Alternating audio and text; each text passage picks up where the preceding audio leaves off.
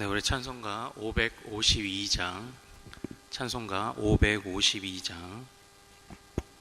아침 해가 돋을 때, 552장입니다.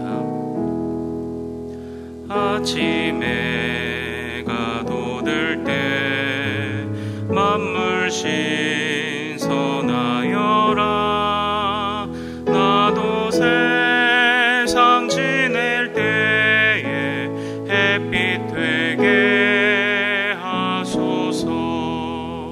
주여 나를 도우사 세월호 송 안고서 어두운 세상 지낼 때 햇빛 되게 하소서.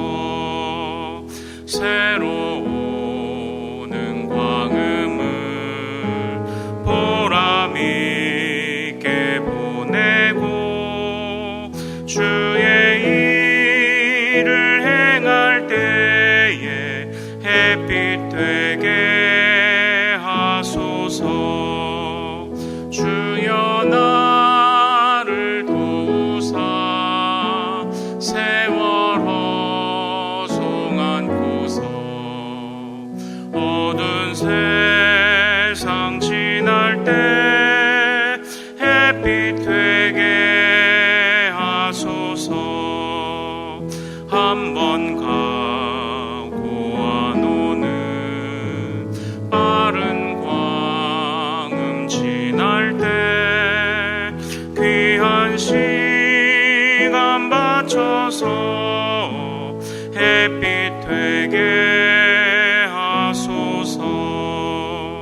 주여 나를 도우사 세월호 송 안고서 어두운 세상 지낼 때 햇빛 되게 하소서. 밤낮 주를 위하여 몸과 마음을 드리고 주의 사랑 나타내 햇빛 되게 하소서. 주여 나를 도우사 세월호 송 안고서 어두운 세상 지날 때 햇빛 되게 하소서.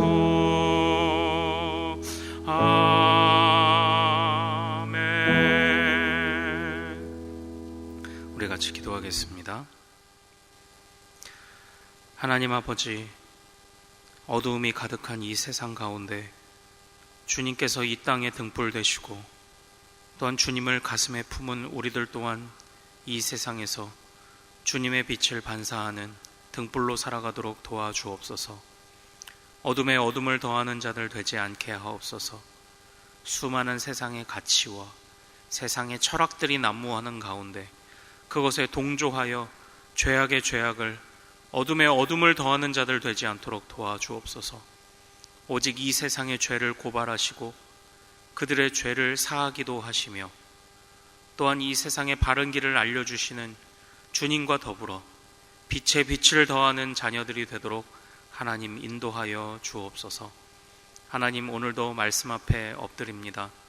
하나님께서 주님 앞에 엎드려 나온 모든 백성들 기억하여 주셔서 지혜롭게 하시며 풍성하게 하시며 영과 또한 우리의 육이 또한 우리의 삶의 모든 형편이 부요하게 하시고 무엇보다 주님과 동행함이 우리에게 가장 큰 기쁨임을 고백하는 데에까지 나아가도록 하나님 인도하여 주시옵소서.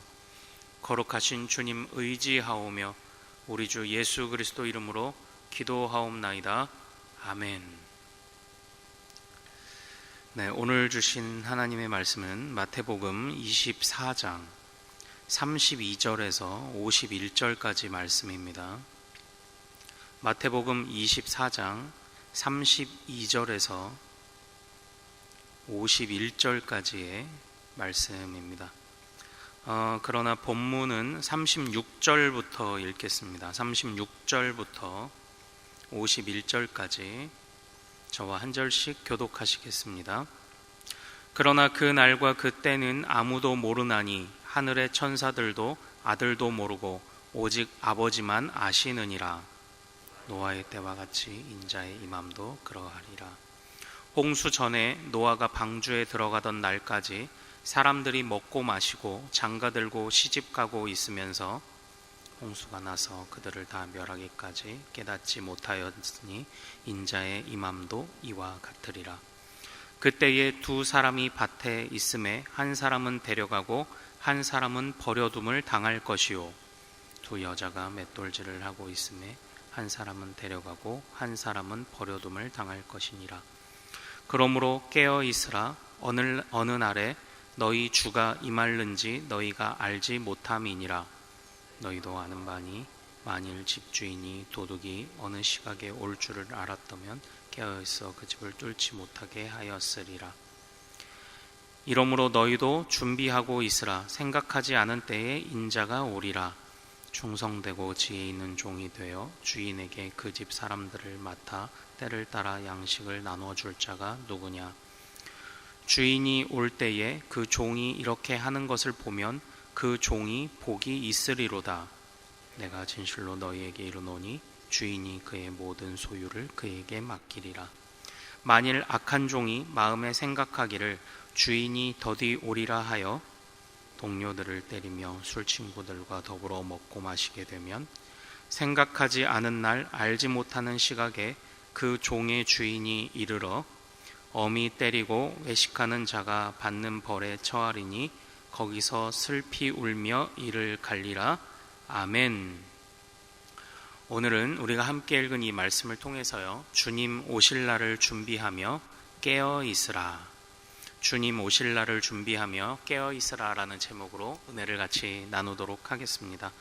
하나님께서 또 오늘도 이 말씀 중에 우리에게 풍성한 지혜를 허락하실 줄 믿습니다.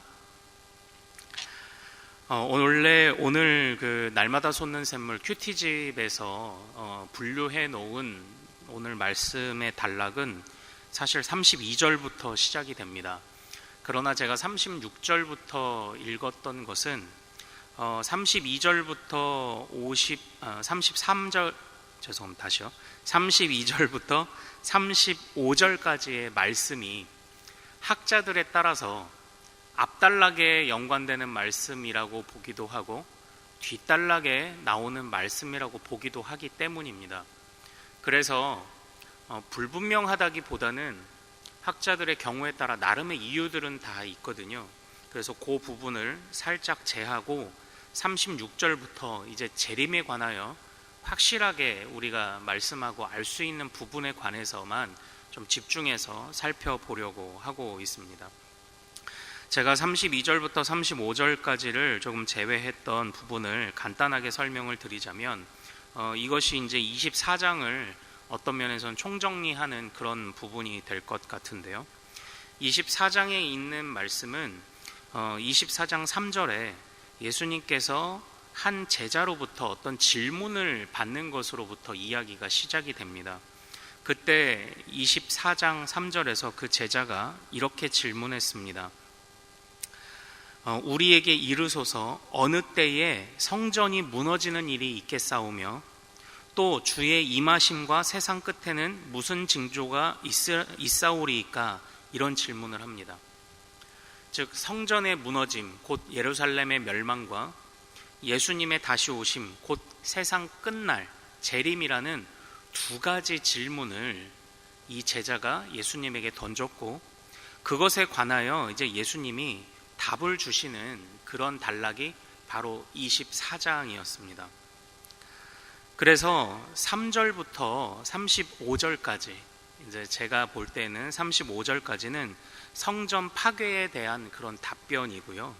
그리고 36절부터는 이제 세상 끝날 곧 예수님의 재림에 관한 예수님의 가르침과 답변이라고 저는 좀 보고 있습니다. 그래서 오늘 이 날마다 솟는 샘물에서 32절부터 35절을 재림 때에 관한 단락으로 붙였지만 저는 이 단락을 오히려 앞으로 보내서 성전 마지막 때에, 성전이 무너질 때에 일어날 징조로 그것을 좀 보내요. 이렇게 생각을 해보고자 합니다. 그렇게 생각했던 이유는 뭐냐면, 성전이 무너지는, 우리가 앞절에서 봤었을 때에 성전이 무너지는 것에 관한 단락엔 그 확실한 징조들이 있을 것이다 라고 이야기를 합니다. 거짓 선지자들이 나타나 성전을 더럽힐 것이고, 그리고 멸망에 가증한 것이 성전에 세워질 것이다. 그러나 제가 볼 때 36절부터 이어지는 마지막 재림 때의 특징은 어떠한 징조도 나와 있지 않습니다. 즉, 또한 그 마지막 재림 때의 특징은 오늘 우리가 읽은 말씀처럼 42절, 44절, 그리고 50절에 걸쳐서 반복적으로 주고 있는 재림 때의 핵심 메시지가 있는데, 그것은 뭐냐면 아무도 그 때와 시를 모른다는 것입니다. 그 때가 언제인지 모른다는 것이죠. 즉, 어떤 징조가 나타나는 때에는 성전이 무너지는 때, 어떠한 징조도 없이 갑자기 나타나는 것은 재림의 때라는 기준으로 제가 이 단락을 구분해서 지금 여러분들에게 말씀을 전하고자 하는 것입니다. 이제는 이 본격적으로 오늘 36절부터 말씀을 볼 텐데요. 예수님의 재림의 때는 사실 어느 누구도 알지 못합니다. 물론 어떤 학자의 경우는 제가 서두에 잠깐 말씀드렸던 것처럼 예루살렘의 멸망할 때와 이 예수님의 재림의 때를 같이 연결시켜서, 신학적으로 연결시켜서 보면서 예수님의 재림의 때에도 그에 대한 징조들이 나타날 것이고, 지금 수많은 이단들이 나타나고 또 수많은 거짓 메시아들이 나타나는 것처럼 징조들이 그때에도 있다고 연관해서 보는 부분도 있습니다. 그러나 저는 그것 자체를 다 부인하는 것은 아니지만, 오늘 이 예수님의 재림의 때에 관한 예수님의 가르침이 우리에게 주는, 강조하고자 하는 핵심 메시지가 조금 다른 성격의 핵심 메시지가 있기 때문에 제가 오늘은 그 마지막 때에 나타나는 징조에 관한 이야기는 드리지 않을 것입니다. 예수님의 재림의 때는 아무도 모릅니다. 44절을 한번 같이 읽어볼까요? 자, 읽겠습니다. 시작. 이러므로 너희도 준비하고 있으라. 생각하지 않은 때에 인자가 오리라. 이렇게 돼 있죠. 50절도 읽어보겠습니다. 시작. 생각하지 않은 날, 알지 못하는 시각에 그 종의 주인이 이르러. 이렇게 되어 있죠. 말씀드린 것처럼 재림의 때는 생각지도 못하는 때에 일어나는 것, 그것이 바로 재림입니다. 그렇기 때문에 그 예수님께서는 이 제자의 질문에 대하여 이 마지막 때에, 예수님의 제자가의 질문 자체가 마지막 때에는 무슨 징조가 있을 것입니까? 라는 질문이었는데요. 그것에 관하여 마지막 때에는 징조가 있냐 없냐를 판단하는 것이 중요한 것이 아니라, 그 때를 아무도 알지 못하고 그때가 갑자기 임하니 오직 마지막 때에는 너희는 이렇게 해야 된다라는 답변을 주고 계신데, 그 답이 44절이에요. 같이 한번 44절 읽어보겠습니다. 시작. 이러므로 너희도 준비하고 있으라. 생각하지 않은 때에 인자가 오리라. 죄송합니다. 42절 읽어야 되는데 42절 다시 한번 읽겠습니다. 시작. 그러므로 깨어 있으라. 오늘날에 너희 주가 임할는지 너희가 알지 못함이니라. 네, 죄송합니다. 42절이 맞았어요. 마지막 때에 44절과 50절에 생각하지 않은 때에 예수님의 마지막 때가 임할 것인데, 그때에 어떤 징조도 없을 것인데, 그러나 너희가 집중해야 될 것은 어떤 징조가 있냐 없냐, 그때가 언제냐가 중요한 것이 아니라 너희는 깨어있는 것이 중요하다. 오직 예수님의 강조점은 이것이었습니다. 마지막 때에 관하여는 너희가 깨어 있어야 된다. 이것이 오늘 본문의 진짜 핵심입니다. 그래서 어떻게 보면 이 깨어 있으라는 이 메시지를 강조하기 위해서 이 징조, 관한 이야기를 잠깐 제쳐 놓은 것인지도 모르겠습니다. 준비하라는 것입니다. 주님의 때가 마지막에 언제 올지 모르니 준비하라는 것입니다. 그 주님의 때를 언제인지 모른다는 것을 강조하기 위해 43절에서는 어떻게 비유하고 있습니까? 도둑이 언제 올지 너희가 아느냐. 이렇게 비유할 만큼 주님이 임하시는 그때는 언제인지 알지 못한다라는 것입니다. 그러므로 하나님의 백성들은 깨어 있어야 한다는 것입니다. 주님이 임하시는 그 마지막 때가 되면 맷돌질 하던 사람이, 밭을 갈던 사람들이, 어떤 한 사람은 여전히 남아 그 멸망을 보게 되겠지만 어떤 사람은 들려 올려져 하나님 품에 안기게 될 것인데, 이런 무서운 일이 일어나는 것이 마지막 때이고 그때는 정말 언제가 될지 알지 못하니 너희는 항상 깨어 있으라. 이것이 이제 오늘 말씀의 핵심인 것이죠. 자, 그렇다면 준비하여 깨어 있어야 하는데, 깨어 있으라는 것은 무슨 말씀일까요? 어떻게 하는 것이 우리가 깨어 있는 것입니까? 그것은 우리가 37절부터 이어지는 노아의 홍수에 관한 이야기에서 그 답과 힌트를 찾을 수가 있습니다. 한번 생각을 해보시죠. 노아는 어떻게 그의 가족이 구원을 받았습니까? 방주에 의해서 구원을 받았죠. 그런데 노아가 어떤 징조를 보았기 때문에 방주를 만들었습니까? 아닙니다.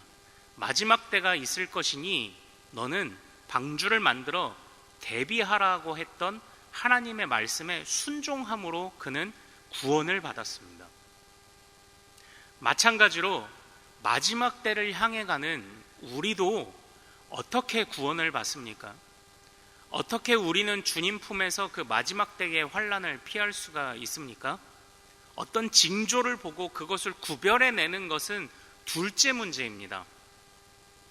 중요한 것은 우리도 말씀에 순종하고 있는 것, 그것이 곧 깨어있는 것입니다.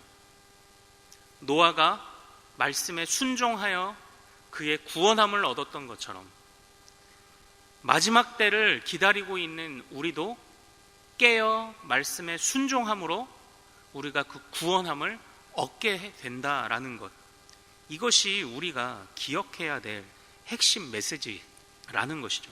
핵심 메시지입니다. 생각지도 않은 때에, 생각지도 않은 날에 주님이 오시겠지만, 그리고 그때는 정말 이 세상의 끝이 오겠지만, 그러나 깨어 준비하는 사람은, 주님이 마지막 때에 양과 염소를 구분해 내실 때에 말씀에 순종하던 사람은 주님께서 알아볼 것입니다. 그러나 말씀에 순종하지 않던 사람은 주님이 내 너를 모른다고 하실 것입니다. 그러므로 우리가 할 일은 다른 것 없습니다. 징조를 구분해 내는 것, 그것을 통해 경각심을 갖는 것도 사실 의미가 왜 없다고 말할 수가 있겠습니까? 그러나 대개 그런 징조들이 나타나면, 우리가 살아가는 이 시대 가운데 수많은 이단들이 나타나는데 그냥 우리는 그냥 그런 사람들이 있다더라 라고 하면서 한켠에 그냥 그 사람을 한켠으로 몰아놓고 그다지 심각성을 못 느끼고 살아가는 것만 생각해 봐도 이 징조가 나타나는 것 자체로 그것이 우리의 구원일 수 없고 그것이 우리의 행동을 바꿔놓지 못합니다. 우리는 오직 하나님 앞에서 깨어있기 위하여 하나님 앞에서 엎드릴 때에, 말씀에 순종하며 그저 하루를 묵묵히 살아갈 때에, 오히려 그때에 하나님께서 우리의 변화를 이끄실 것이고, 또 그때에 하나님께서 언젠가 불시에 오셨을 때에 우리의 이름을 아시는 것이죠. 그러므로 우리에게 하나님이 명하시는 것 단 한 가지입니다. 깨어 말씀에 순종하라. 그것이 구원을 너희에게 가져올 것이다. 그 말씀을 우리에게 이제 주고 계시는 것입니다. 이제 말씀을 좀 정리하겠습니다. 사실 이 성전 파괴와 예수님의 재림은 어떤 면에서 유사성이 있고 차이점도 있습니다. 그래서 학자들은 신학적으로 연결점은 있지만 역사적으로는 분리되어 있는 사건이라는 표현을 쓰기도 합니다. 시기가 다르죠. 그 예루살렘이 멸망하고 성전이 이제 로마에 의해서 멸망한 것은 주후 한 70년 정도 때 이제 완전히 성전이 무너지고 멸망하게 되었으니까요. 그런데 예수님의 재림은 먼 훗날 일어날 일이니까요. 그래도 유사점은 있죠. 마지막 때가 있을 것이다. 기존에 붙들고 살아가던 모든 체제가 무너질 것이다.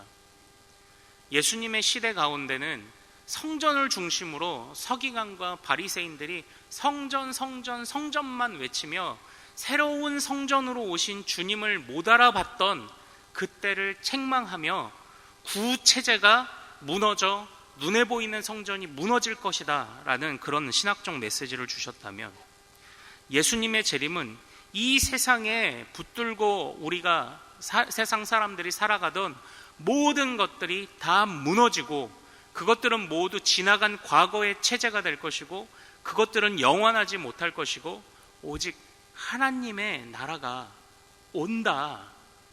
하나님의 최종적인 완전한 하나님의 나라, 하나님의 성전이 온다. 그것을 주는 이런 메시지에서 신학적인 유사점을 갖습니다. 그러나 역사적으로는 일어난 시기에서는 분명히 차이점이 있죠.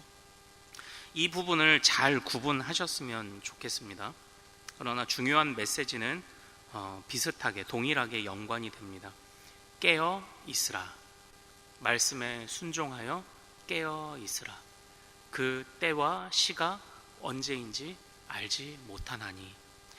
이것을 기억하시는 우리 성도님들 되시기를 소망합니다. 그리하여서 항상 주님의 말씀 앞에 겸손하게 엎드리는 것만, 그것이 우리의 유일한 관심사요, 또 우리의 모든 에너지가 그쪽으로만 다 향해 있기를 소망합니다. 언제나 그러셨던 것처럼 오늘도 기도하며 시작하는 우리의 이 하루가 하나님께서 기뻐하시는 정말 말씀에 순종함으로 하나님께 인정받고 칭찬 듣는 하루가 될 수 있도록 오늘도 간절히 기도하고 삶의 현장으로 달려가시기를 소망합니다. 우리 오늘 말씀 붙잡고 같이 기도하겠습니다. 우리 하나님께 간구합시다. 하나님, 오늘도 정말 하나님 앞에서 충성스럽게 우리가 말씀을 지키며 살아가는 자들 되게 하여 주옵소서. 오늘도 하나님 앞에서 부끄러울 것 없는 일꾼이 되게 하시고 항상 깨어있는 자가 되게 하여 주옵소서. 우리 이 기도 제목으로 하나님께 오늘 말씀 붙잡고 주여 한번 부르고 기도하도록 하겠습니다. 주여! 거룩하신 아버지 하나님, 소망합니다.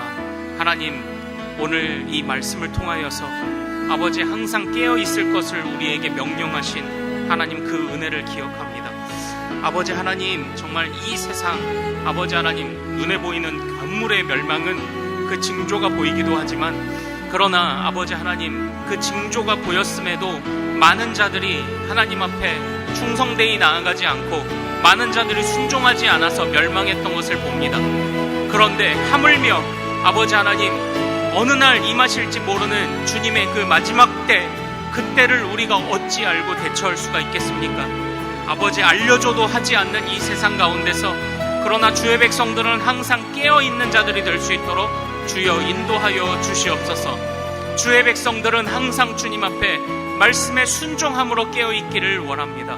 아버지 하나님, 노아가 아버지 징조를 보아서가 아니라 아버지 노아가 그저 하나님의 말씀에 순종하였기에 아버지 우리 노아가 참으로 구원을 얻었던 것처럼 우리도 이 세상 가운데 이런 징조 저런 징조가 있음을 구분하다가 끝나는 자들이 되지 않도록 도와주시고, 아버지 하나님, 오직 우리는 아버지 하나님 말씀 앞에 부끄러울 것 없는 일꾼이 되어서 충성되이 순종하고 충성되이 깨어있는 자들 될 수 있도록 아버지 하나님 인도하여 주옵소서. 주님이 언제 다시 오실지라도 아버지 하나님, 우리가 주님이 아시는 이름이 되기를 원합니다. 주님이 모르시는 자라고 말씀하지 않기를 원합니다.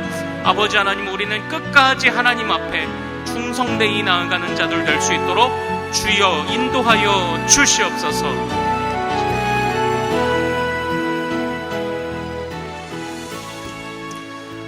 오늘은 금요일입니다. 특별히 가정과 목장 사역을 위해 기도하는 날입니다.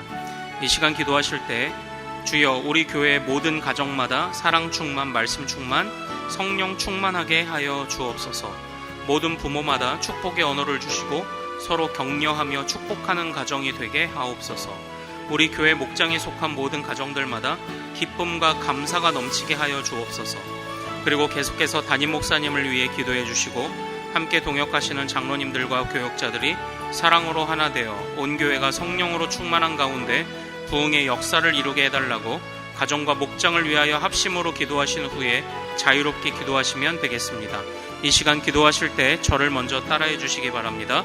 주여 축복의 언어를 주옵소서. 주여 축복의 언어를 주옵소서. 우리 주여 이름 크게 한번 부르고 같이 기도하겠습니다. 주여. 거룩하신 아버지 하나님 소망합니다. 아버지 하나님 모든 가정이 살아나고 아버지 하나님 지금 어떻게 처리할 수 없는